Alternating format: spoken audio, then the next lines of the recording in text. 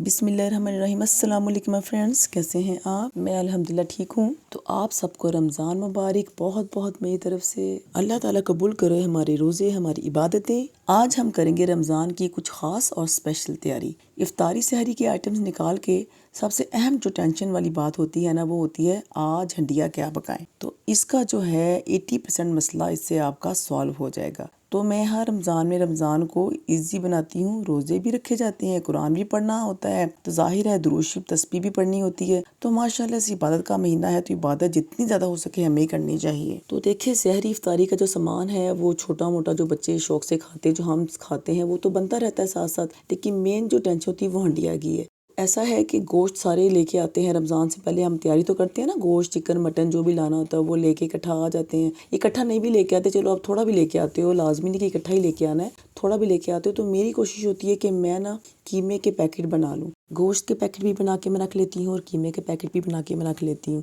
इससे ये होता है कि आप एक दफ़ा ही किलो 2 किलो गोश्त लाते हो, उसको पानी डालें, उसके अंदर नमक डालें, डाल के उसको स्टीम दे दें। जैसे ही वो गल जाए उसके आप बाउल बना लें। 3-4 बाउल बन जाते हैं। हम तो इफ्तारी के टाइम कुछ नहीं खाते ना, खाना शाना नहीं खाते हैं। इफ्तारी पे सामान ही माशाल्लाह इतना ज़्यादा हो जाता है कि हम उसी से इफ्तारी करते हैं। और सिर्फ हमें ना 2 प्लेटें सालन की चाहिए होती हैं। तो मैं एक बाउल निकालती हूँ कीमे का या गोश्त का, और उसमें कोई भी सब्जी डालती हूँ, और आधी से ज़्यादा टेंशन जो होती है ना वो खाना पकाने की, आज क्या बनाएं, वो ख़त्म हो जाती है। देखिए, कीमे के अंदर मटर भी डाल सकते हो, शिमला भी डाल सकते हैं, आलू भी डाल सकते हैं। तो आप इस तरह की कुछ भी चीज़ें डाल सकते हैं। और कुछ पैकेट मैंने गोश्त के बनाए होते हैं। तो ये देखिए, ये लाई थी मैं कीमे को मैंने प्रेशर में स्टीम दी है। इसके अंदर 2 गिलास पानी डाला है। पानी आप ज़्यादा डाल लें, क्योंकि अक्सर कीमा लग जाता है ना, क्योंकि औरतों के आपको पता है काम ही बहुत होते हैं इधर उधर जाने के। जैसे आप बाहर जाते हो, दूध उबलना, गोश्त लगना, ये तो आम सी बात हो जाती है ना। बहरहाल तो हमें कोशिश करनी चाहिए हमें बचा जाए इन चीज़ों से ना। तो आप पानी ज़्यादा डाल दें। मेरी कोशिश होती है कि मैं गोश्त और कीमा जब भी रखूँ ना, मैं आधा पौना गिलास ज़्यादा ही पानी डालती हूँ, कि बाद में खुश्क करना आसान है, लेकिन इसको जलाना तकलीफ का अमल होता है हमारे लिए।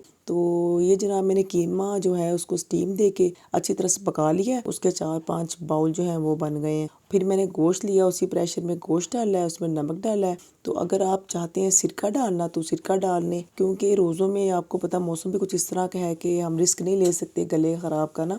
तो मैंने इस पर सिरका नहीं डाला, वरना मैं सिरका लाजमी डालती होती हूँ ना, 1-2 चम्मच। तो मैंने मटन लिया था और मटन को भी मैंने स्टीम दिया है नमक डाल के। तो वो जब गल गया तो उसके मैंने बाउल बना लिए। तो ये देखें, उसके भी मैंने बाउल बनाए हैं, और उसको भी मैंने बराबर बराबर क्वांटिटी में 3 बाउल में डाली है। ऐसा होगा कि जब आप हंडिया पकाने लगेंगे, या सपोज आप कहीं जाते हैं, कोई मेहमान घर में आ जाता है, चलो रमज़ान में मेहमान नहीं भी आते, आप शॉपिंग करने जाते हो ना, कोई ना कोई चीज़ लेने जाहिर जाना पड़ता है, ईद की शॉपिंग भी साथ साथ चलती है। तो आप घर आके इजीली एक सब्जी मंगवाएं और गोश्त आपका पका पकाया कीमा तैयार मिलेगा आपको। आपने सिर्फ मसाला भूनना, उसमें गोश्त ऐड करना है या कीमा ऐड करना है, सब्जी देख के उसको दम कर लें, आपकी 10 मिनट में हंडिया रेडी होती है। और ये कमाल का आइडिया है। ये नहीं कि रमज़ान में मैं ऐसा करती हूँ, मैं आगे पीछे भी आम दिनों में भी ऐसे ही करती हूँ कि मैं गोश्त जब भी लेके आती ना, कोशिश करती हूँ 3-4 बाउल बना लूँ। कई दफ़ा ऐसे होता है कि अचानक मेहमान आ जाते हैं, तो मैं एक बाउल निकालती हूँ यखनी का, गोश्त का, और उसमें चावल तड़का लगाए पुलाव बना लिया, बिरयानी बना ली, या कोई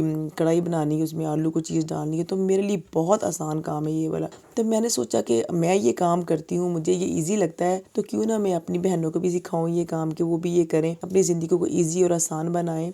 तो ये जनाब, मैंने कीमे के भी पैकेट बना लिए थे और गोश्त के पैकेट भी बना लिए थे। और मैंने क्या किया, चिकन को लेके ना, बोनलेस चिकन लिया था, उसको भी मैंने बॉयल किया है। उसके भी छोटे छोटे पीसेस करके 2-3 बाउल उसके भी बना लिए थे मैंने, कि देखें इफ्तारी के टाइम पे ना आपको चिकन नगेट्स बनाने होते हैं, पोटैटो नगेट्स बनाने होते हैं, तो इसके लिए भी आपको चिकन चाहिए होता है। वो भी रेडी, आप फ्रीज़र खोलें, बाउल से एक मुट्ठी निकालें और आप उसमें आप ऐड करें, अपना काम करें। तो ये भी बड़ा कमाल का आइडिया है, आप ऐसा ज़रूर करें, क्योंकि इससे ज़िंदगी बहुत आसान हो जाती है। और एक और बात कि आप ना चटनियाँ वगैरह जो होती है ना, वो भी आप सेव करके रखा करें, उसका भी बहुत फ़ायदा होता है। मैं तो अपने घर से ख़त्म होने देती नहीं ना, मेरे फ्रीज़र में अक्सर चटनियाँ पड़ी होती हैं, जो मैं कभी दही पल्ले बनाऊँ, आलू चने बनाऊँ, आपको पता है ये हफ्ते में एक दफ़ा बन जाते हैं ना, बच्चे बड़े सब शौक से खाते हैं, तो मैंने ये फ्रीज़ की होती हैं। तो ये देखिए, एक चटनी हम बनाएंगे, सब्ज़ मिर्चें, लहसुन, अदरक और पुदीना, इन 3 चीज़ों की, सारा नमक डाल लेंगे। ये इतनी मज़े की बनती है ना, आप बिलीव करें कि आप सहरी के टाइम पे खाना खाते हो, 1 चम्मच ये रख लेते हैं ना, साथ दही थोड़ा सा रख लें तो ये बहुत मज़ा देती है।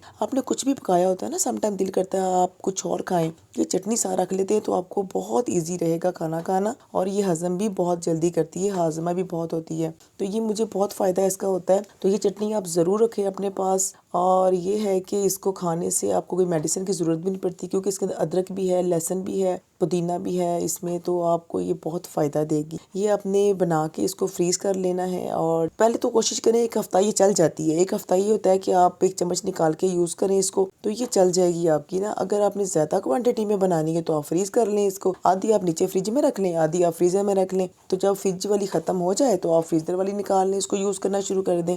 तो ये बनाई थी मैंने हाथ से, आप भी कोशिश करें इसको हाथ से बनाएं। अगर आप नहीं मेहनत इतना करना चाह रहे या टाइम नहीं है तो क्या करें, आपके हस्बैंड बैठे होंगे साथ वाले कमरे में, या आपका बेटा बैठा होगा, आप उनको दे आएँ कि आप ये पकड़ो, ये करो, मैं अभी आती हूँ। तो तब तक वो 10 मिनट में वो कर देगा, आप आके किचन में बाकी काम निपटा लीजिएगा। तो ये एक दूसरी चटनी थी, इसका मैं आपको बताऊँ, इसका बहुत ही मुझे फ़ायदा होता है, और ये जब भी मैं बनाती हूँ ना, मेरी ज़िंदगी बहुत आसान हो जाती है इससे, और मैं चाहूँगी कि आप भी अपनी ज़िंदगी को आसान बनाएं। तो ये जनाब मैंने लिया था प्याज, टमाटर, तो 3-3 4-4 टमाटर थे, प्याज था काफ़ी बड़े साइज़ का, और सब्ज़ मिर्चें थी 4-5, और पुदीने की 3 गुठियाँ ली थी मैंने, और उसके अंदर मैंने डाल दिया था ज़ीरा और नमक। इसको हमने ग्राइंड कर लेना है, ठीक है। ये आप ना बनाएं हाथ से, कोई इशू नहीं है, क्योंकि ये हमने यूज़ करनी है दही भल्ले, आलू चने, चाट वगैरह में ना। आप इसको ग्राइंड कर लें। तो ग्राइंड करना आपको पता है 2 मिनट का काम है। ये मैंने कर लिया था ग्राइंड, इसको सारा सामान डाल के। तो आप इसको ना टेस्ट कर लीजिएगा बाद में, नमक मिर्च जो है ना अक्सर कम हो जाती है,